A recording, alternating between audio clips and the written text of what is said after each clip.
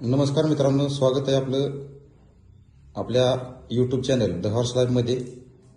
आज आपण हा व्हिडिओ तयार करत आहोत याचं कारण की श्रीराम हॉर्स शो 2025 स्वर्गीय लोकनेते प्रतापसिंह शंकरराव मोहिते पाटील यांच्या स्मरणार्थ आणि जनसेवा संघटना महाराष्ट्र राज्य यांच्यातर्फे जो हॉर्स शो आणि डॉग शो आयोजित केला जाणार आहे त्याबद्दल आपण काही माहिती श्री निलेश आष्टेकर यांच्याकडून घेणार आहोत। निलेश आष्टेकरजी नमस्कार। नमस्कार। सर्वप्रथम सर्व अश्वप्रेमींना दिवाळीच्या हार्दिक शुभेच्छा। आपण आज द हॉर्स लाईफ या यूट्यूब चॅनलवर येण्यामागचं कारण असं आहे की लोकनेते स्वर्गीय प्रतापसिंह मोहिते पाटील यांच्या स्मरणार्थ श्रीराम अश्व प्रदर्शन हे खूप वर्षापासून आयोजित केलं जातं। त्याचे आयोजक जनसेवा संघटना महाराष्ट्र राज्य, तसेच ज्यांच्या संकल्पनेतून हा शो साकारला जातोय, वर्षानुवर्षाची परंपरा आहे, असे आमचे प्रेरणास्थान व मार्गदर्शक डॉक्टर धवलसिंह प्रतापसिंह मोहिते पाटील हे या शोचे स्पॉन्सर आणि आमचे मार्गदर्शक आहेत। निलेशजी, हा शो किती तारखेला आणि किती वाजता सुरू होईल याबद्दल काय माहिती मिळेल का? शनिवार दिनांक 25/10/2025 या दिवशी milk teeth cold, milk teeth भिली आणि श्रीराम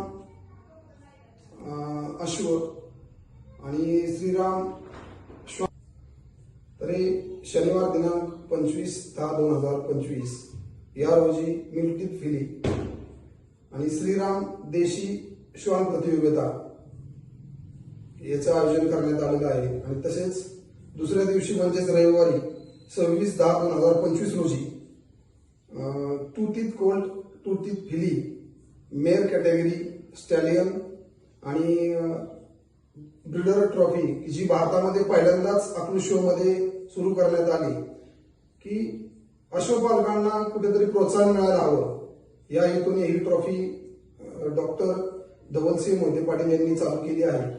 आणि नंतर शो ऑफ द चॅम्पियन ही सुद्धा ट्रॉफी या शो मध्ये वितरित करण्यात येणार आहे। तरी सांगण्यामागचा आणि या व्हिडिओ मागचा एकच उद्देश आहे की सर्व अश्वप्रेमींनी हा शो पाहण्यासाठी आणि आपले अश्व या शो मध्ये आणण्यासाठी सर्वांनी प्रयत्न करावा। त्याच्या मागचं कारण असं की आपलं अश्व प्रदर्शनामध्ये आल्यावर आपण नक्की काय सांभाळतोय, काय सांभाळलं पाहिजे, त्या दृष्टीने काय तयारी केली पाहिजे याचं सुद्धा आपल्याला एक चांगल्या प्रकारे ज्ञान येतं। कारण अनेक अश्वप्रेमी आपले जुने ब्रीडर, मार्गदर्शक या निमित्ताने सर्व एकत्रित येतात, विचारांची देवाणघेवाण होते। आणि डॉक्टर धवलसिंह मोहिते पाटील यांचा स्वभाव पण फार छान आहे। कुणी जरी त्यांना प्रश्न उत्तर केली तरी त्या सर्व प्रश्नांचे योग्य मार्गदर्शन ते करतात। नेहमीच आम्हाला मार्गदर्शन म्हणून त्यांचं साथ लाभते, तशीच सर्व लोकांनाही ती लाभेल अशी आशा करतो। आणि सर्वांनी या अश्व प्रदर्शनाचा व श्रीराम देशी श्वान प्रतियोगितेचा लाभ घ्यावा। निलेशजी, अश्व प्रदर्शन तर बरेच वर्ष झालं सुरू आहे, परंतु श्वान प्रदर्शनाचा हे पहिलेच वर्ष आहे। श्वान प्रदर्शनामध्ये देशी ब्रीडमधील कोणकोणती ब्रीड या स्पर्धेमध्ये सहभागी होऊ शकतील? कारवान होंड आणि पश्मी या दोन श्वानांना तिथं प्रतियोगिता ठेवलेली आहे। त्याच्यामागचं कारण असं की विशेषतः सोलापूर, पुणे, सातारा, सांगली, कोल्हापूर या आपल्या आजूबाजूच्या जिल्ह्यांमध्ये या श्वानाचं चांगलं संगोपन केलं जात आहे। आणि या शोच्या माध्यमातून अनेक श्वानप्रेमींना सुद्धा प्रोत्साहन मिळणार आहे, गाठीभेटी होणार आहेत, अनेकांचे एकमेकाशी कॉन्टॅक्ट वाढणार आहेत। आणि आज घोडा प्रत्येकाला सांभाळणं होत नाही हे जरी खरं असलं तरी श्वान हा प्रत्येकाची गरज आहे, कारण आपण ग्रामीण भागात शेतकरी वर्गातून येतो। ह्याच विचाराने दादांनी श्वान प्रदर्शन आणि श्वान प्रतियोगिता ही ठेवलेली आहे।